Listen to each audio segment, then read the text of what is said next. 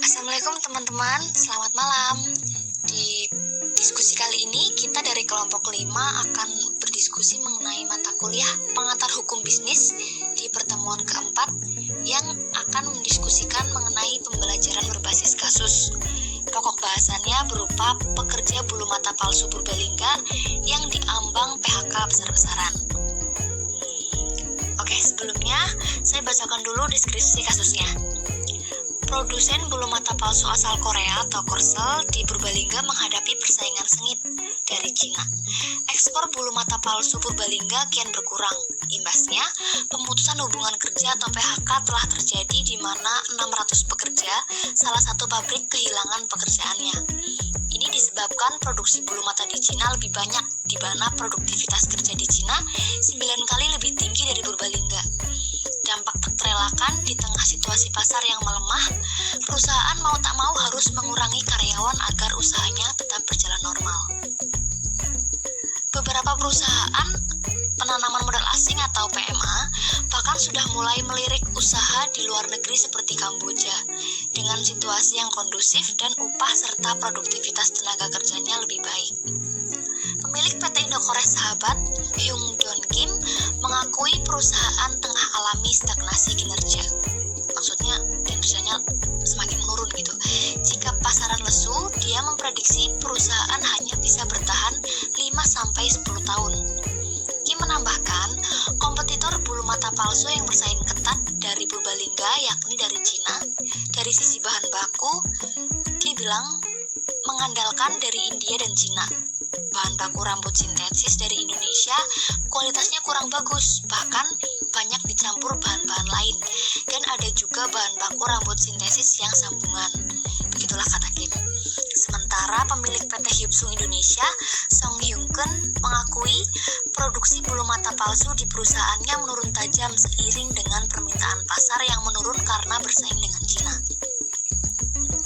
Biasanya rata-rata produksi per bulan 1,3 juta buah, namun saat ini menurun hingga 30%. Dari sisi harga, bulu mata palsu Cina juga lebih murah, sedang sisi kualitas juga sudah menyerupai produk rambut Purbalingga yang dipekerjakan dengan manual. Dia mengatakan, mau tak mau kami harus mengurangi jumlah karyawan dari 1.900 menjadi 1.300 orang.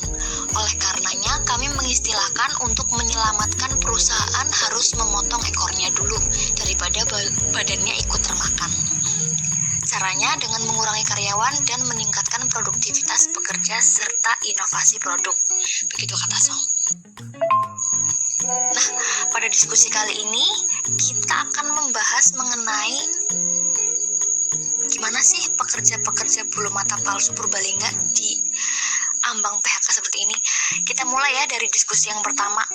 Coba dong, menurut kalian apa sih analisis secara global sebab terjadinya pemutusan hubungan kerja yang terjadi di Purbalingga?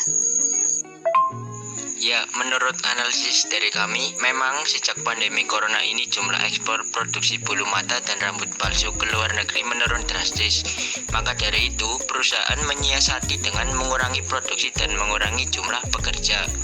Selain itu, dari adanya timbul virus corona ini, pemuatan bahan baku yang impor sudah tidak bisa. Pengiriman ekspor pun makin dipersempit dan belum lagi PSBB di daerah tempat perusahaan yang menambah dan juga pengurangan produktivitas karyawan. Nah, iya nih, menurut aku juga sih pribadi ya, karena adanya corona ini kan jadi usaha-usaha atau baik itu yang kecil, bahkan yang menengah, sedang, ataupun yang bentuk perusahaan perseroan terbatas gini aja bisa diambang kayak kehancuran gitu kan ya. Jadi mau gak mau kita harus punya inovasi buat nyelamatin perusahaan itu. Ya mungkin PHK itu juga jadi salah satu cara yang cukup objektif, karena kan emang gak mungkin perusahaan tetap membayar padahal mereka tuh menghasilkan gak seberapa ya gak sih? Ya udah benar sih,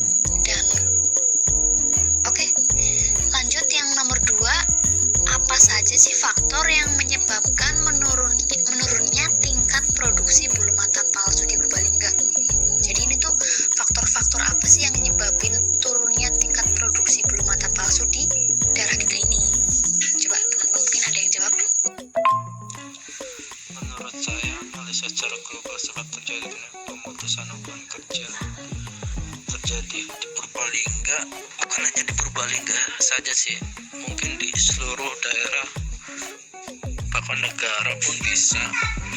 Dan karena hanya pandemi saja, banyak faktor-faktornya juga emang memicu terjadi pemutasan kerja. Contohnya itu terjadi pada tahun 2015 di salah satu perusahaan bulu mata juga. Dia sudah melakukan pemutasan kerja sejak jauh-jauh hari sebelum adanya corona. Sebabnya adalah pertama itu menurut saya itu kualitas. Dari kualitas itu mungkin customer mulai meragukan. Ya salah satunya itu material ya. Itu menurut saya sih kurang baik. Nah ya nih, setuju banget nih sama Bang Taufik ya. Karena berarti dalam hal ini tuh perusahaan ngadain PHK juga bukan karena adanya corona juga ya, tapi karena yang tadi dijelasin juga, bulu mata palsu Cina lebih murah, juga lebih produktif, sama kualitasnya juga menyerupai produksi di Purbalingga gitu. Mungkin yang dipikirkan kayak yang deket aja, ngapain yang jauh-jauh, tuh kualitasnya sama gitu kan ya. Ya sih setuju juga, dan itu juga jadi salah satu faktor penyokong adanya penyebab penanaman modal asing ini mulai kayak lebih berkurang gitu kan ya, karena memang di luar juga udah banyak gitu. Faktor penyebab menurunnya tingkat produksi bulu mata khususnya di Purbalingga itu faktor utama adalah di saat Indonesia terdampak virus COVID-19, Kabupaten Purbalingga sangat terdampak. Produksi menurun disebabkan karena yang pertama, peminat dan pembeli itu turun drastis karena ekonomi yang gak stabil. Dua, banyaknya pesaing usaha bulu mata di daerah Purbalingga. Untuk bulu mata sendiri sekarang juga sudah ada home industri non pabrik. Pesaing utama dari Cina, di mana Cina memproduksi lebih cepat dari Indonesia yang masih manual. Mungkin kualitas negara tetangga lebih baik sesuai artikel di atas. Cina lebih baik 9 kali lipat ketimbang Indonesia untuk bahan bakunya. Untuk statement Banur yang nomor 3 itu saya setuju. Kalau Cina itu lebih cepat produksinya ketimbang Indonesia. Karena saya pernah dengar perusahaan di salah satu Cina itu sudah menggunakan mesin atau robot. Beda dengan di Indonesia yang masih menggunakan tenaga manusia. Itu sih yang saya dengar. Kalau fakta tidaknya saya belum baca artikelnya sih. Iya nih, setuju banget sih sama Bang Taufik ya.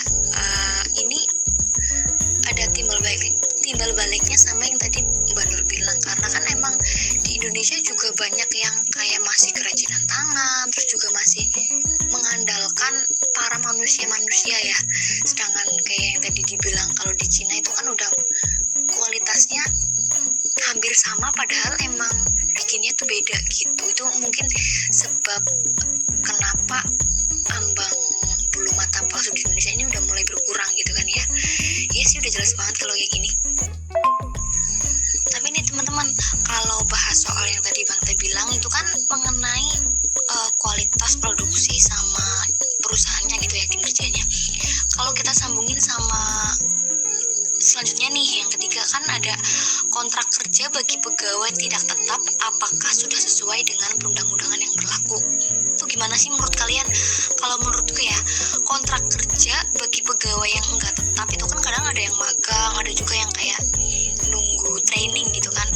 Kalau di Indonesia itu ada beberapa yang kurang wajar nggak sih? Kadang ada yang cuma 40% dari gaji UMK, atau dihitung harian, seharinya 15.000 gitu kan.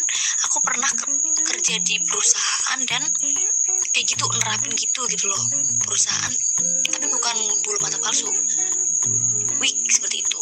Kalau bulu mata palsu pernah juga, tapi yang diterapin sama dia itu pegawai yang tidak tetap atau yang magang itu tuh dijalanin masa training selama 3 bulan, kemudian gaji mereka dihitung ada yang harian untuk yang apa namanya kayak target gitu ya.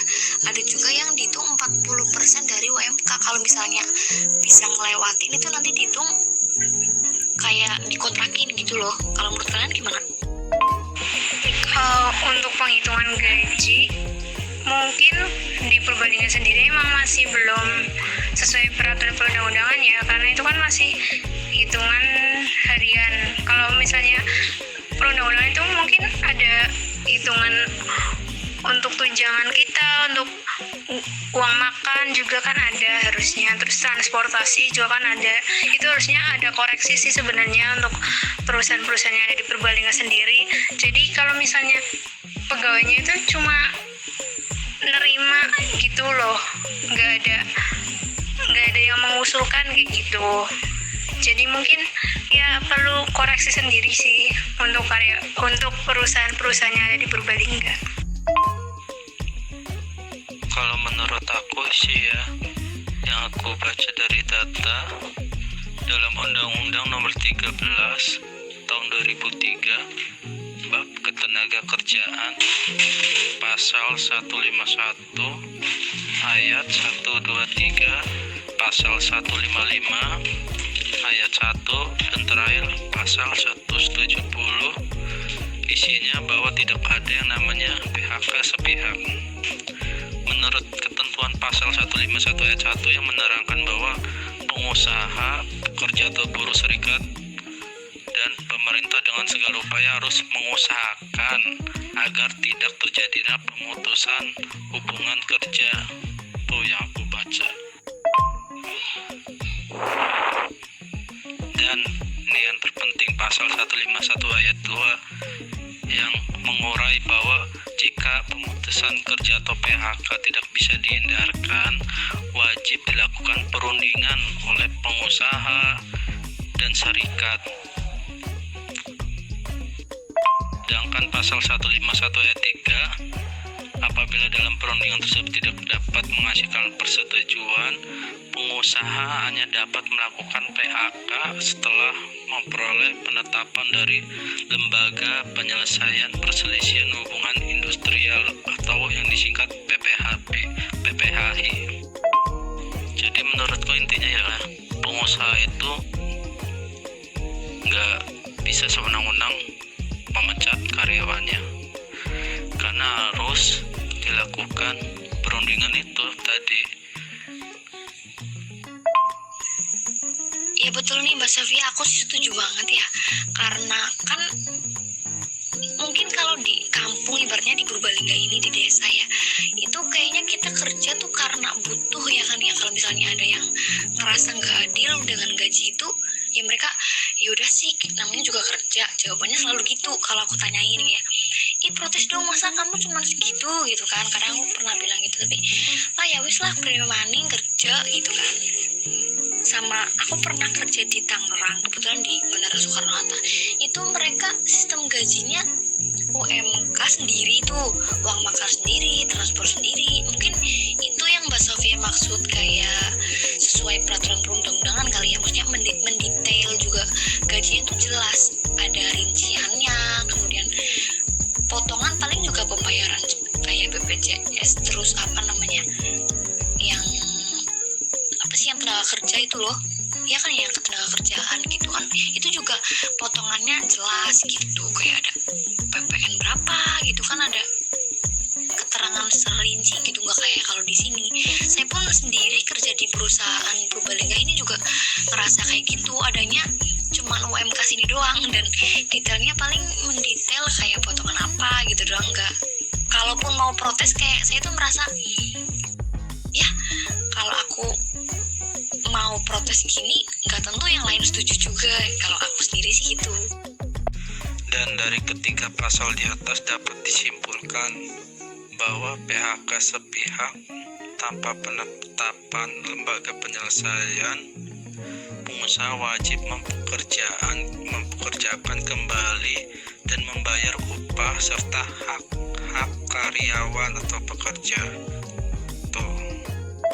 Nah ini karena memang pada dasarnya ada prosedurnya gitu ya, tapi dari yang kita bahas dari kasus ini, hampir sebagian besar kayak pemutusan hubungan kerja di perusahaan PMA di Purbalingga ini juga kayak mereka, aku aku denger nih kayak PT Hipsung ngeluarin 500 karyawan, terus Indokores berapa ratus karyawan gitu. Dan aku tuh kayak ngerasa miris gitu loh, nggak buat apa sih perundang-undangan ditetapin sedangkan ini tuh nggak sesuai gitu, yang tadi kayak Bang Topik jelasin mana aja gitu kan juga ya. Tapi kalau mau cari tahu atau ditelaah lebih lagi, kita cuma bisa menarik kesimpulan kalau itu tuh nggak seharusnya begitu gitu ya. Menurut saya untuk Indonesia khususnya, apalagi Purbalingga, untuk yang perundang-undangan itu belum sesuai, belum layak.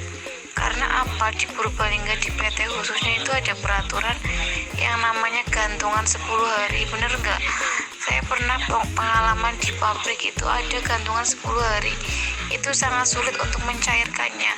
Untuk sistem kontraknya juga nggak tahu itu sistemnya seperti apa. Tapi yang pasti itu ada 10 hari untuk gantungan. Terus untuk pencairan BPJS, kan ada ya potongan BPJS, itu juga sangat sulit untuk pencairannya.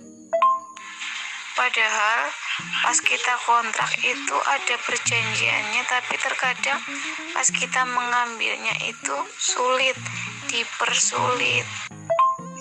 Jadi kurang lebih kayak insentif atau pesangon gitu ya Bang ya. Ya gitu sih emang seharusnya gitu ya.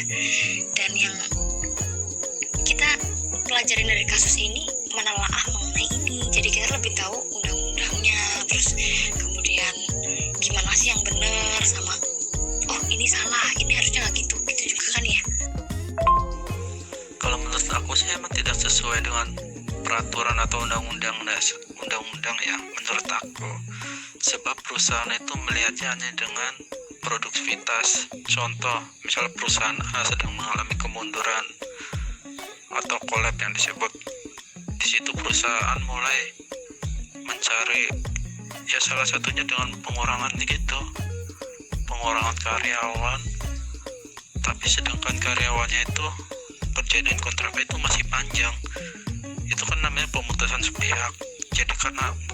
Jadi menurut aku itu tidak sesuai lah dengan peraturan yang ada. Tapi ngomong-ngomong nih, kan kita udah bahas mengenai perundang-undangan yang berlaku yang memang sebagian besar ini kurang sesuai sama yang terjadi pada perusahaan PMA di Purbalingga ini. Lalu bagi pegawai tetap ini, kita lanjut ke poin D ya. Bagi pegawai tetap, apakah juga menanggung resiko di PHK?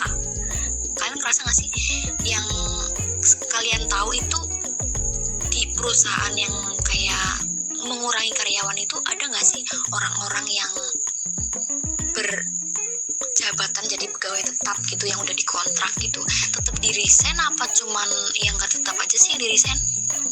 Kalau maksudnya di PHK gitu ya, bukan di kalau resign itu kan dari mereka sendiri. Kalau di perusahaan tempat kerja sih ya, yang dikurangi itu yang kontraknya habis kebetulan gitu loh. Jadi bukan mereka yang karyawannya tetap gitu. Mungkin kalian tahu atau lebih lihat pasti apa mereka itu kontrak atau tetap gitu. Kalau dari pengalamanku sendiri, perusahaan tempatku kerja sih mereka yang di PHK itu yang kontraknya kebetulan habis. Jadi si manajemen perusahaan nih mengambil kesempatan, nah mumpung lagi nurun nih, dapatnya nurun nih, ini yang ini jangan diperpanjang aja kontraknya, langsung di PHK. Walaupun mereka diberi pesangonnya tapi cuma 1 bulan gaji gitu doang.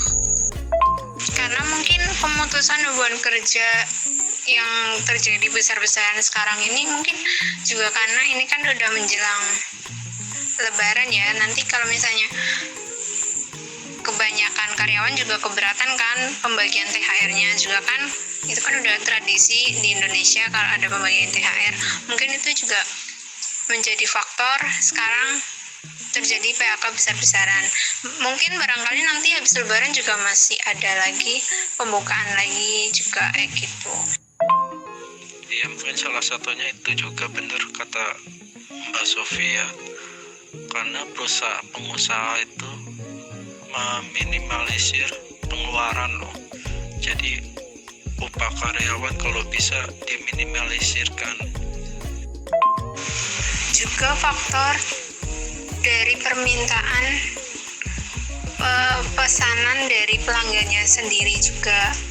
Jadi perusahaan meminimalisasi karyawan supaya bisa efektif dalam pengerjaan produk, juga untuk menghemat pengeluaran, seperti itu.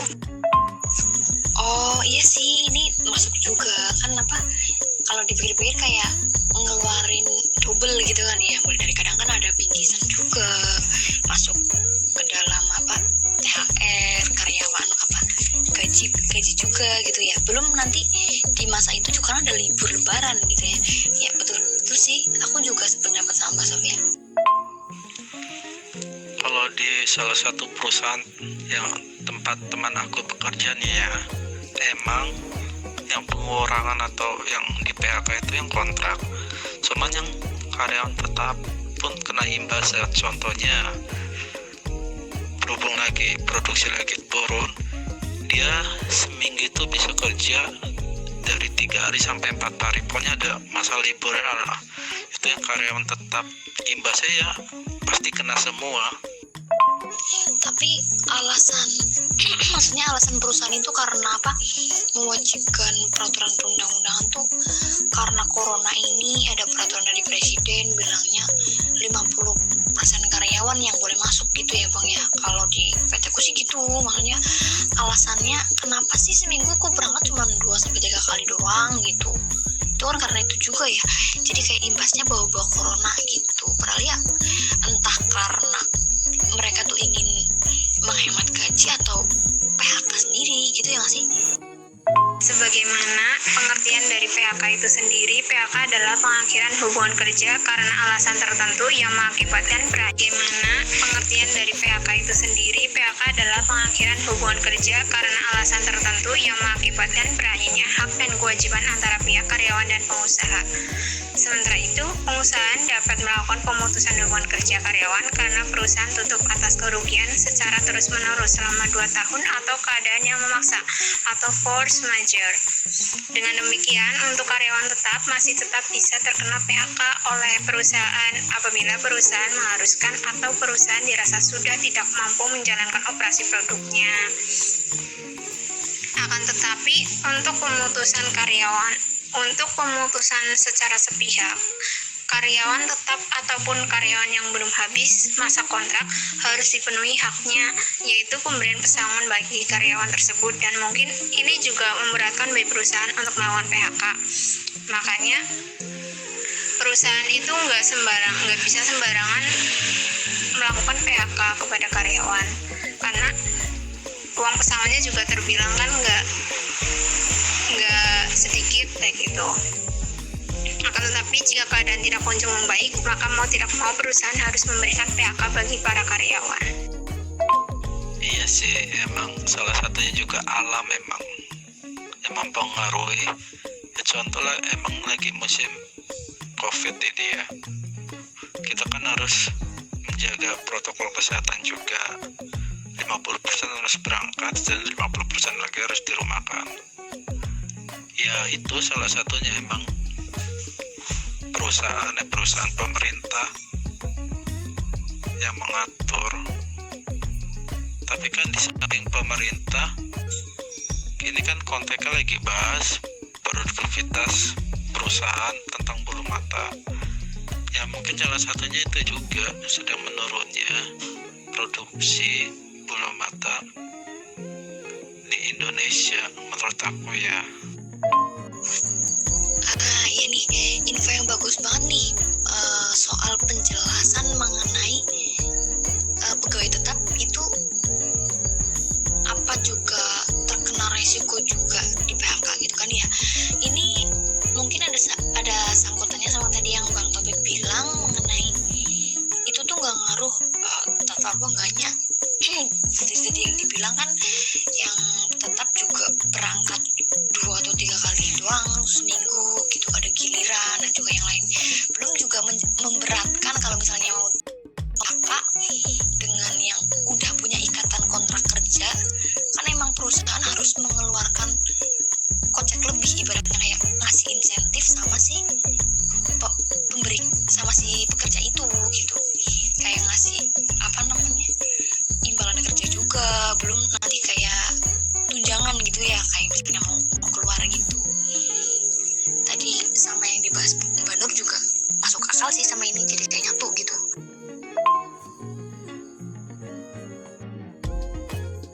Mbak Nur juga masuk akal sih sama ini, jadi kayak nyatu gitu. Ya sih benar, masuk akal, sama ada kaitannya juga tadi sama yang dijelasin sama Bang Taufik, terus Mbak Sofia, Mbak Nur, sama Mas Daru ya. Ini kan kita lagi bahas mengenai studi kasus tentang pekerja bulu mata palsu di Purbalingga yang diambang PHK besar-besaran, kayak yang sampai masuk berita, koran, bahkan sampai TV, YouTube, masuk ke jajaran berita. Itulah nama Purbalingga dengan perusahaan PMA gitu kan, nggak jauh-jauh gitu lah ibaratnya, penanaman modal asing. Apalagi di sini kan banyak perusahaan atau PT-PT yang itu dari luar negeri gitu, Korea ataupun mana sih, Cina nggak ada ya, Korea kebanyakan ya. Dan dari analisis semua itu, banyaknya PMA di Purbalingga ini, menurut kalian tuh apakah menguntungkan bagi masyarakat Purbalingga atau sebaliknya sih? Kalau menurut aku sendiri ya, ini tuh ada sisi menguntungkan, ada sisi merugikannya juga. Menguntungkannya di sisi kita sebagai para warga Purbalingga ya, jadi ada sarana tenaga kerja gitu, jadi kita tuh bisa kerja, bisa jadi bagian pekerjaan gitulah untuk kita menggali mencari nafkah gitu mungkin, sama mengurangi pengangguran juga kan. Kalau misalnya nggak ada itu kan mungkin hampir sebagian besar pada ke Jakarta nyari kerja. Belum nggak semua orang berpemikiran untuk membangun bisnis atau usaha mereka sendiri gitu kan. Sebagian besar orang maunya kerja di perusahaan, kerja di PT, kerja apa deh yang penting kerja gitu kan. Nah dengan gitu jadi mengurangi tingkat pengangguran.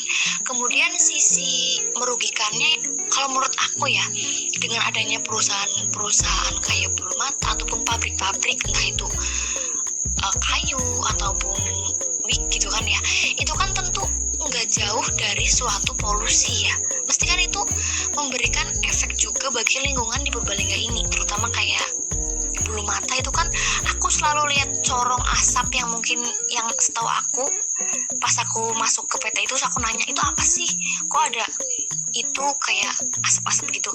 Oh itu buat pembuangan limbah melalui udara. Nah terus kalau yang airnya gimana gitu kan, kadang mereka bilang katanya ditimbun gitu kan, maksudnya bukan ditimbun di mana, emang ada limbah sendiri, pembuangan limbah sendiri, cuman kan nggak jauh-jauh mesti ada kayak ada efeknya nggak sih, kayak mungkinnya di sawah-sawah tuh mesti hasilnya pada jelek, nggak baik gitu loh, nggak tumbuh subur gitu dengan adanya PT-PT itu, perseroan terbatas dari limbah-limbah itu yang mengakibatkan limbah entah itu melalui udara, air ataupun dari tanah-tanah gitu. Menurutku sih itu sih sisi nggak baiknya, merugikannya gitu. Mungkin teman-teman ada yang mau nambahin atau gimana? Ada juga nih kerugian yang lebih menohok yang mungkin ke negara gitu. Jadi negara Indonesia tuh tergantung sama, maksudnya masyarakatnya malah kayak dijajah lagi nggak sih ya, bukan dijajah lagi sih, jadi kayak kerjanya bukan sama perusahaan lokal tapi malah sama luar negeri gitu, kayak ibaratnya di Indonesia Korea Selatan itu malah mereka kayak menghasilkan buat si negara Koreanya gitu. Bukan kenapa sih nggak bikin perusahaan sendiri pakai label Indonesia terus nggak usah bawa-bawa Korea gitu. Tapi kan ya namanya juga PMA ya, modal asing gitu kan, penanaman modal asing juga sama kerjasama, mungkin itu. Sisi lainnya ini menjalin kerjasama antara Indonesia sama Korea gitu sih mungkin. Jadi dari sisi positif ada juga negatifnya pasti kan. Pegawai tetap pun juga akan menanggung resiko PHK, karena PHK itu terjadi karena pemasukan sebuah perusahaan itu tidak sesuai dengan pengeluaran, sehingga itu akan terjadi PHK besar-besaran. Karena kalau tidak mengurangi karyawan, itu akan rugi.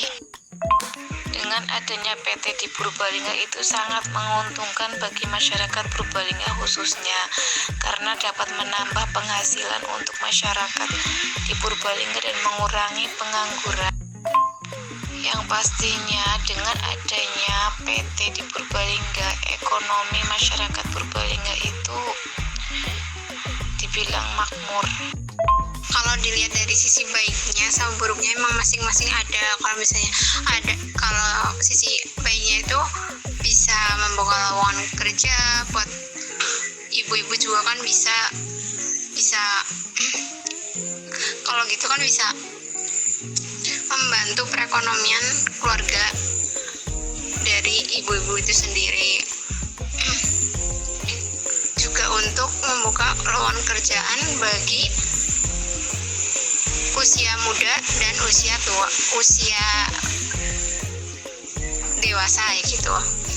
Kemudian untuk sisi negatifnya emang ada juga, yaitu mungkin untuk imbas dari lingkungan PT tersebut bisa mengakibatkan limbah. Ini seharusnya bisa ditanggulangi sih bagi perusahaan itu sendiri, kayak misalnya ada pengolahan limbah sendiri gitu.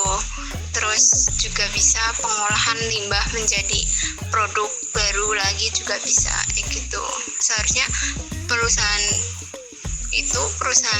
masing-masing tersebut udah bisa memberikan jalan keluar untuk masing-masing limbahnya itu sendiri gitu. Saya cuma ingin menambahkan sedikit tentang yang Mbak Sofia katakan.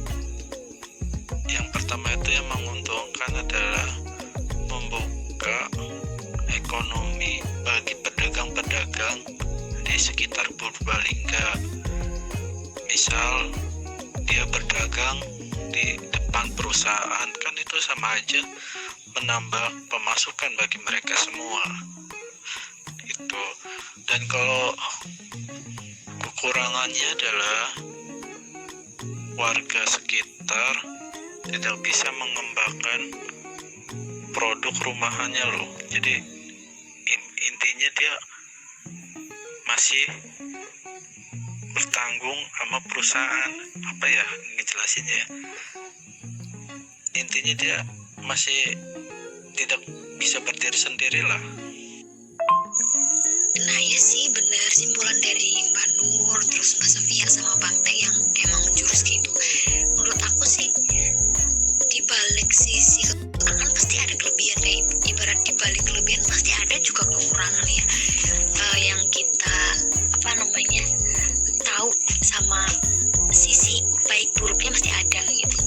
Jadi dapat kita simpulin dari diskusi kali ini, mulai dari analisis secara global sebab adanya PHK di Purbalingga itu selain karena corona juga emang dasarnya produktivitas menurun ya kayak yang tadi kita bahas. Kemudian faktor penyebab menurunnya tingkat produksi bulu mata palsu di Purbalingga itu karena memang saingannya sudah merambah kepada kualitas yang lebih baik. Selain itu juga mereka yang melebihi dari kita. Kalau kita kan masih kayak manual gitu yang tadi Bang Taufik bilang ya. Terus yang mungkin dari Cina itu udah pakai robot sama yang udah lebih modern gitu. Kemudian gimana sih kontrak kerja bagi pegawai jika tidak tetap? Apakah udah sesuai dengan perundang-undangan yang berlaku? Yang tadi kita simpulin kayaknya belum sesuai. Ada di sini ada beberapa yang masih menggunakan kontrak kerja, terus kayak upah gaji yang di bawah UMK, kemudian gajinya kurang jelas detailnya, nggak ada kayak uang transport dan lain-lain yang tadi Mbak Sofia bahas, kemudian yang di atas Mas Daru bahas juga mengenai PHK, adanya corona, produktivitas yang menurun gitu juga ya. Kemudian bagi pegawai tetap apakah juga menanggung risiko di PHK? Itu yang tadi Mbak Nur bilang, saya setuju banget. Ada juga, karena kan emang bener ya, mau tetap apa enggak yang tadi kita bahas bareng-bareng, karena adanya COVID-19 ini kan kadang 1 minggu 2-3 kali berangkat, itu kan juga membuat produktivitas perusahaan menurun. Selain itu juga adanya kayak social distancing, juga harus adanya protokol kesehatan, itu juga enggak tetap ataupun enggak. Kalau misalnya beberapa perusahaan menetapkan kalau yang belum kontrak itu lebih kayak itu mending di PHK aja gitu kan, kebetulan kontraknya habis. Sedangkan kalau yang misalnya masih tetap, perusahaan masih ada pemikiran buat memberikan tunjangan atau insentif. Kemudian yang terakhir yang kita bahas, ada nggak sih banyaknya keuntungan adanya PMA di Purbalingga ini bagi masyarakat di Purbalingga ataupun sebaliknya? Kita udah jelasin kalau sisi baik pasti ada buruknya, dan sisi adanya PMA di Purbalingga ini menyebabkan pengangguran kan menurun ya. Jadi kita tuh banyak yang bekerja, terus meningkatkan perekonomian. Kemudian sisi negatifnya ada saja limbah gitu yang menyebabkan kita tuh kayak ada yang tercemar gitu. Jadi dari diskusi kali ini kita dapat menyimpulkan mengenai kegiatan penanaman modal asing yang berpengaruh di Purbalingga ini ya teman-teman. Oke, terima kasih mungkin diskusinya di malam ini. Semoga kita bisa beristirahat dengan baik, kemudian kita bisa mengikuti pelajaran-pelajaran selanjutnya dan juga diskusi selanjutnya pada pengantar hukum bisnis kali ini. Terima kasih. Wassalamualaikum warahmatullahi wabarakatuh.